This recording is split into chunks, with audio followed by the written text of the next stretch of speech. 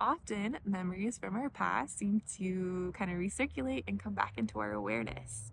And sometimes they might seem significant, and sometimes they might seem insignificant. But what you'll notice is that there's always an emotional charge. And I'll say it again because I want you to remember this. There's always an emotional charge that is accompanying the memory. So it's not just the thought of, oh yeah, this happened, but rather, oh yeah, this happened, and I felt like this, or I felt like this, or however you felt, there's an emotional charge with that memory. That's what we can transform. When these memories come back around, the first thing that you want to be aware of is do not suppress it. Likely you might find that you've had like the same memory coming back over time and over time. What happens is that if we suppress the memory, like here the memory comes and we're like, oh, no, don't like it, don't want to feel that or experience it. We go about our day and just totally ignore it. We didn't make it go away. We didn't like ace the test and be like, oh yeah, I got rid of that thing because it's gonna come back next week, next month, next year. Whenever the time's right, it's gonna come back because all we did was suppress it.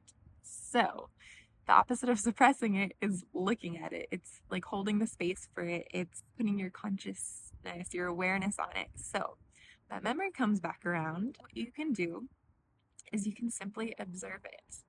So it comes back through, and you're like aware of the memory, and then you're aware of the emotion accompanying it. And as you look at the emotion, it transforms. You'll notice that the emotion starts to dissipate, it starts to dissolve, and it starts to neutralize. So sometimes what happens is that the emotion will simply dissolve, so it's not there anymore. Or what you might find is that the emotion comes back again, the memory comes back again over time.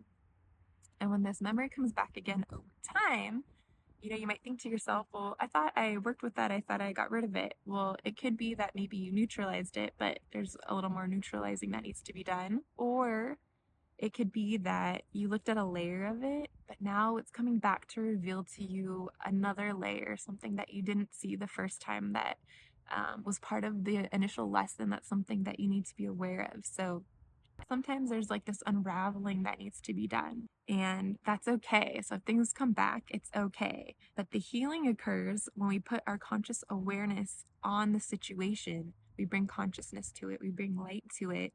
We actually heal and neutralize these things.